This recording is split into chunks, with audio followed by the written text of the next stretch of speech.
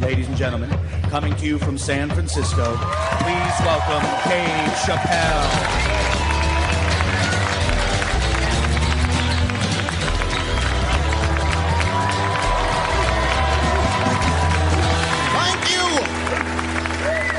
Thank you all. Thank you. What's up, San Francisco? I like your city. It's beautiful. Tolerant place. I didn't see much.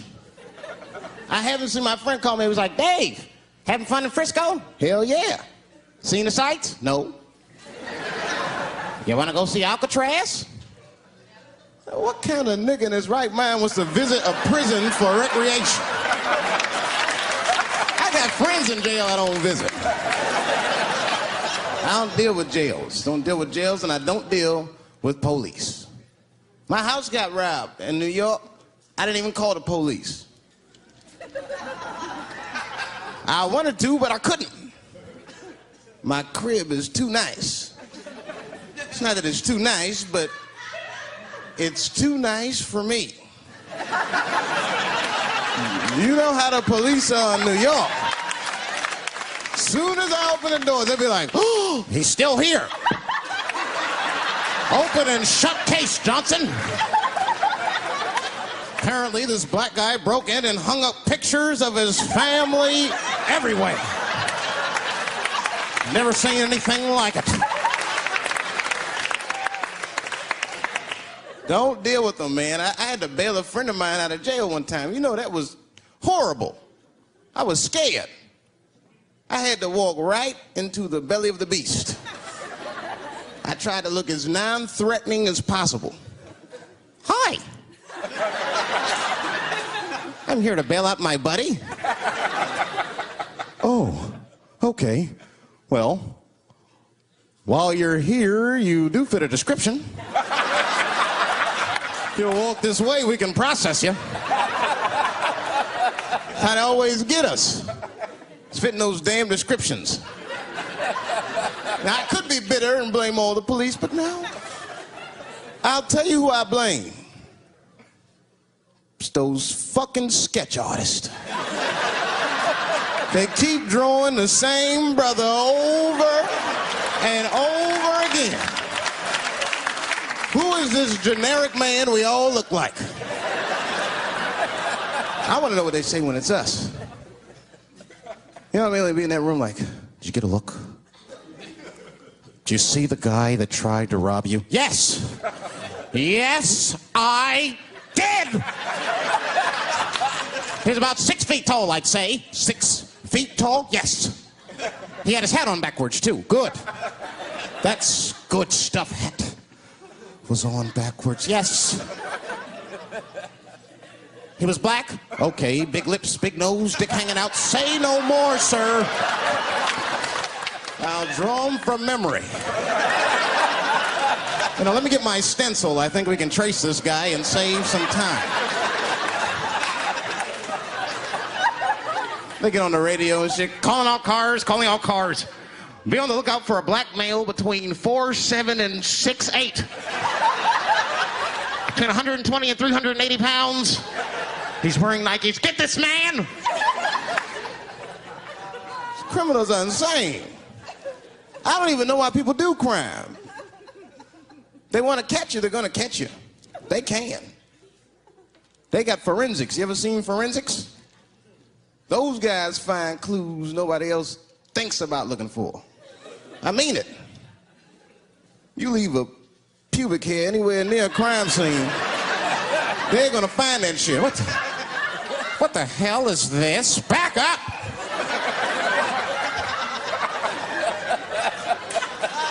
We got a match.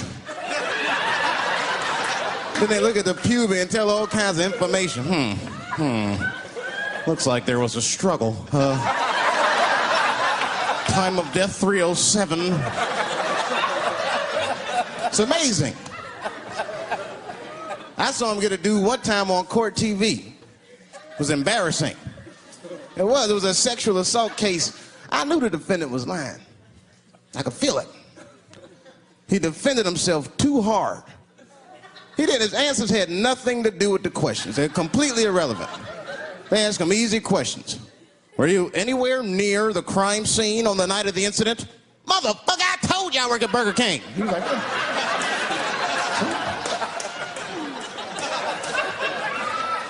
that went on for hours. Then the prosecutor got fed up. Said, I've had enough of this. Called the forensics to the stand. Forensics was like, Your Honor, we are prepared to testify that we found the defendant's semen under the stove. I said, God damn. That's worse than fingerprints. You know, they find your semen, you've been there at least a minute. But that's what I want to know. Under the stove? You find semen like that? Or do you look for it? Like, do they walk onto a crime scene like, this place is a mess? Check it for semen. Or do they just like walk in and slip? Oh my God. What the hell was that? Semen! They find it on every crime scene. It's like, what are burglars doing? So we got the stuff, let's get out of here. Wait a minute. I want to leave my calling card. The semen bandit has struck again.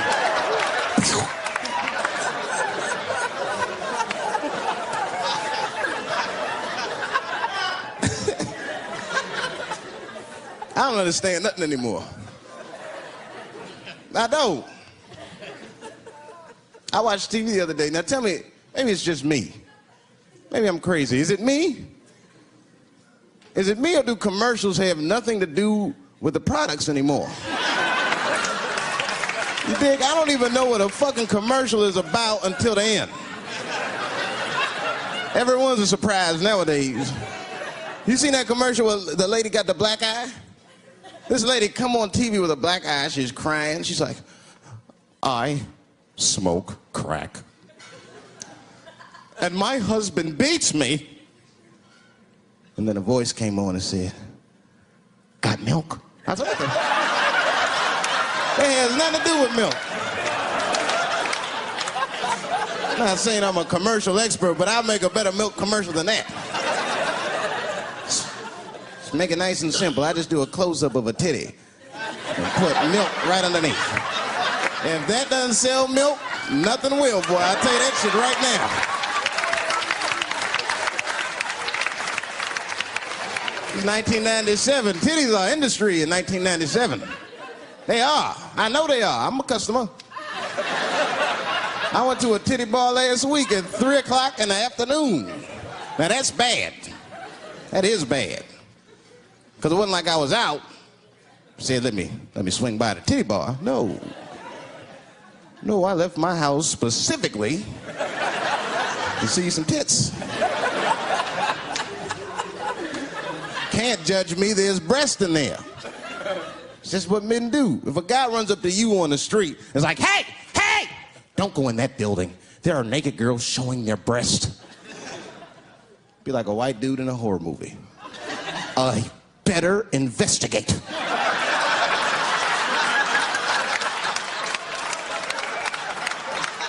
I'm gonna want to see for myself.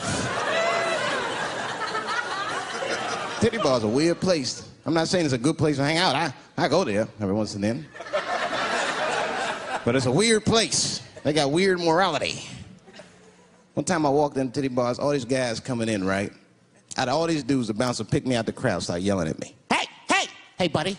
Sir, sir, do you want to take your hat off? Huh? It's disrespectful to the ladies. Yeah, I can shove a 20 up her ass, but I better not have a hat on when I do it.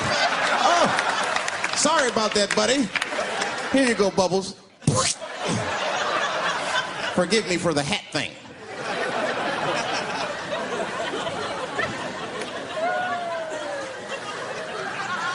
You know why those bars are so popular now? Is because men don't know how to deal with women in reality. So sometimes we got to take the fantasy road. The reality of the situation is very grim. Women have made a lot of progress in a short period of time, man. It's changed everything. Can't deal in relationships anymore. I broke up with my girl. I'm out of Shawshank. I'm free. I don't want to go back. Couldn't even argue with her. You should be able to argue. If you have an issue in a relationship, you should be able to argue that issue out, right? But see, ladies, you got to stick to the fucking issue. You guys take arguments everywhere just to win them. That's why nothing ever gets done. You be arguing about the dishes, baby. Baby, could you wash your dish at least before you put it in the sink? Premature ejaculator? Damn it. You know, why you gotta bring that up?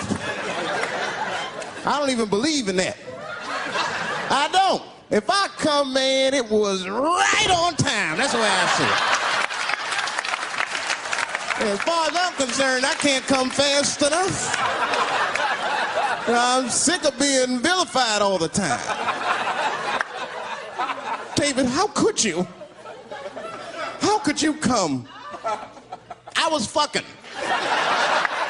What were you trying to do, huh? Come. Well, I beat you. You gotta work on your time, baby. I'm down to 1:20.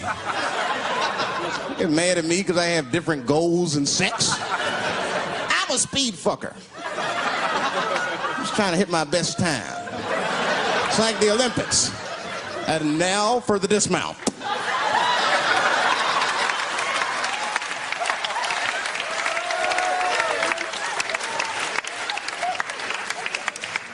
It wasn't all bad. It's never all bad. You won't stay if it's all bad. Well, that's not true, but I wouldn't. We had fun. We used to watch porn together. That's how cool she was. It seems nasty, but it was fun. We learned about each other. She learned about me. One time we was watching porn. I'll never forget this time. The first scene in this movie was hardcore. 2 guys, 1 girl going at it. I fast forwarded right through that. It was too much for my senses.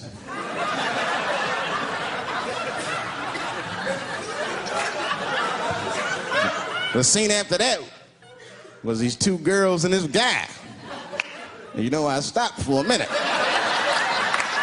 had to see what this was all about. And she noticed. She said, "What is that? Now, why does that disgust you? 2 men and 1 woman. The men aren't touching each other, but the women are. The 2 women, those men touch each other. The 2 men don't touch each other. Why is that nasty to men? And I'll tell you why. Hey, ladies, you can call me crazy, but I think every straight man has a rule. That would be the 1 penis per fantasy rule. My dick is the star of my fantasy. Nobody else's dick is guest starring in my shit. This is a Dave Chappelle joint. You gotta look at the whole picture, man. And you get 2 girls and a guy in a room together. That's something else. That's fucking holding and hugging, friendship and helping, teamwork at its very, very best, my friends. You get 2 guys and a girl in a room. It's the wrong kind of teamwork. It's downright brutal, if you ask me. I'll pull her hair. I'll smack her ass. That poor woman looked like a chicken on a rotisserie and said, "Help me! What do I got myself into?"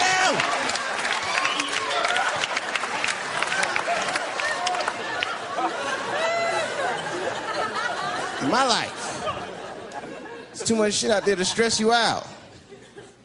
This whole world is just drug-infested, hate-infested, drug-infested world. Hate drugs. I heard the worst drug story. You know what my friend told me? You know what he's dealing with? His landlord is hooked on crack. That's terrible. That's pressure. Your landlord's hooked on crack, that means you've got to have the rent. He come around all the time. the rent. It's not even due yet, it's the 10th. Come on, I need it! Let me just get $20 of it now and then just give me the rest of the other month. Every couple hours, hey, look, I'm gonna need some more of the rent. This building's falling apart, things came up. Comes home early from a party. Landlord's in the crib going through his shit. What are you doing in my house? Ah! Where's the sink? I came to fix it. It's in the kitchen. I thought it was in the drawer. I'll fix it tomorrow when I come for the rent.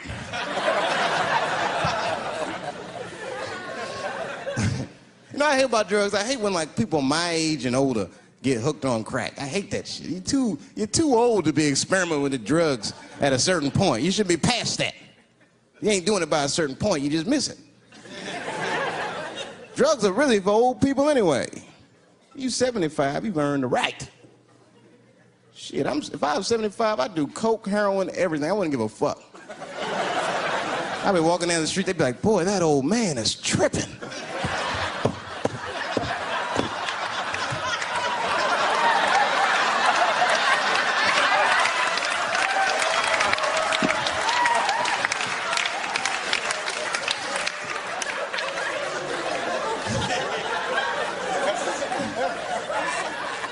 Can't do everything. Maybe weed. If you're gonna do something, do a little weed. Smoke some. Weed's not as bad as everything else. So weed is a background substance. You know what I mean? You can smoke some herb and still function. And you ain't crisp, but you'll function. Nothing higher than weed, though. I made that mistake one time. I was at a party, some guy gave me some shit. He's like, here, man, take this. It's fucking mushrooms. I took it, I forgot all about it, you know. Then a couple days later, I found that shit in my pocket. I'm thinking, why not? Because I'm thinking it's like weed, some background shit. I planned my whole day out like it was weed. I'll chew this shit up, then I'll go to the barber shop, get my hair cut, and then I'll see a movie.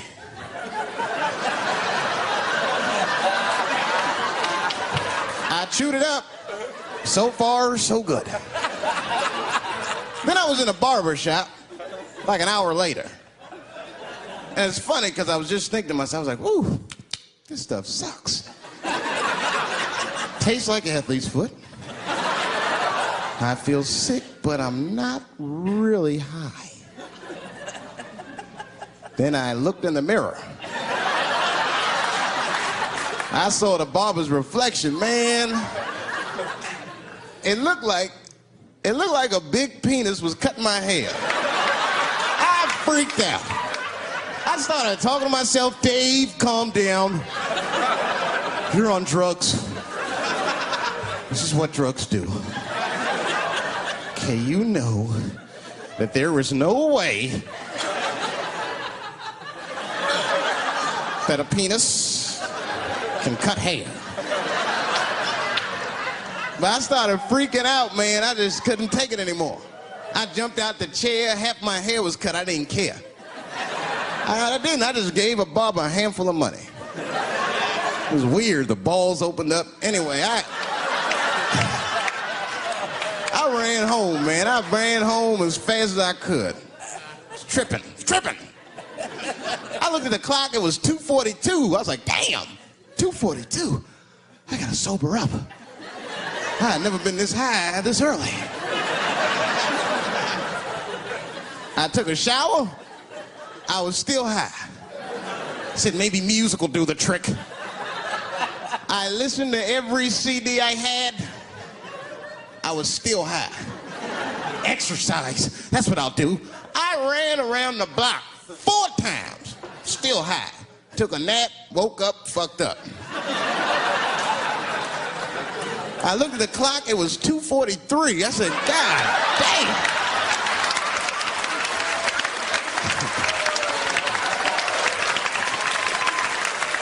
Who wrote this song?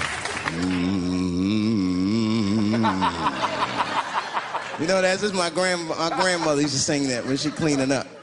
That's a Negro spiritual. Black work song. Not everybody know about that. I know. See, white people, you guys might whistle when you work. You dig? But that's how you can tell what kind of work we're actually doing.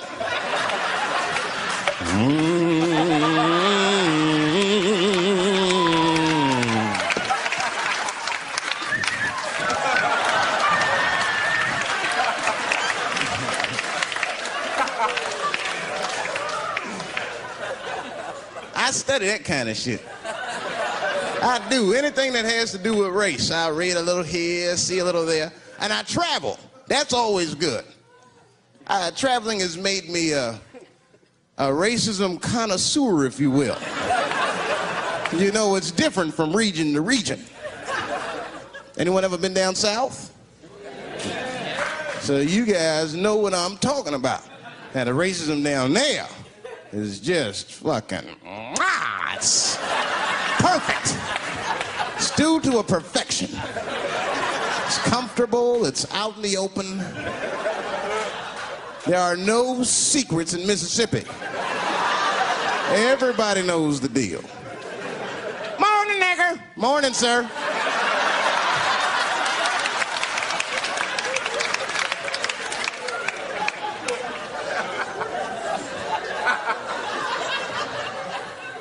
Not up here. You hit the big cities, man, it's different. It's always a secret. And we should do like them. We should keep our shit out in the open, then a little. I mean, with limits. You don't want to say whatever comes to your mind. That might be a little much. White dude be walking down the street minding his business, and the brother walk up to him, hello, you white oppressor, you slave master rapist of Africa. Why, hello, my big lip spear chucking friend. Touche, hunky. So, Whitey, what did you do today, huh? Oppress a new land and make the people there Christians against their will?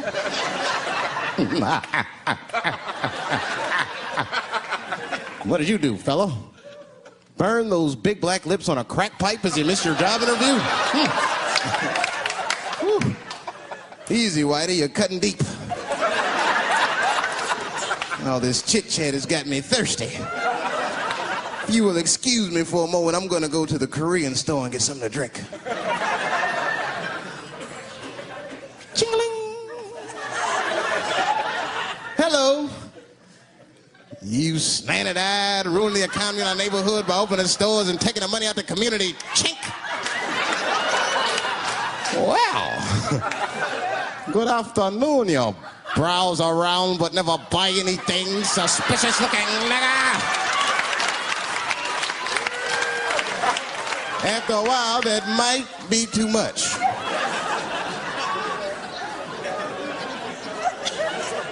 But you can't help it. If you're an American, you're a racist. We brought up from the beginning to think in generalizations. We never look at the individual. We rarely look at the individual. I'm a racist. I know I'm a racist. You know how I know? The other day, I caught myself being racist against myself. There's so much shit getting on, I got mixed up. Forgot whose team I was on and shit.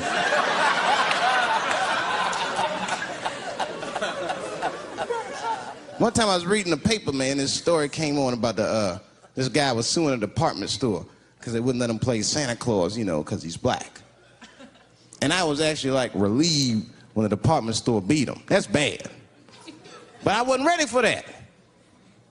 I wasn't ready for the idea of a black Santa Claus. Man, that shit would suck. So we wouldn't get our presents till the 28th, 29th.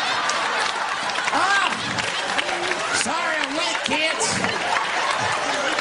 Santa got caught up with some pussy in Vegas. I had to sell some toys to get back, shit. Where them cookies at?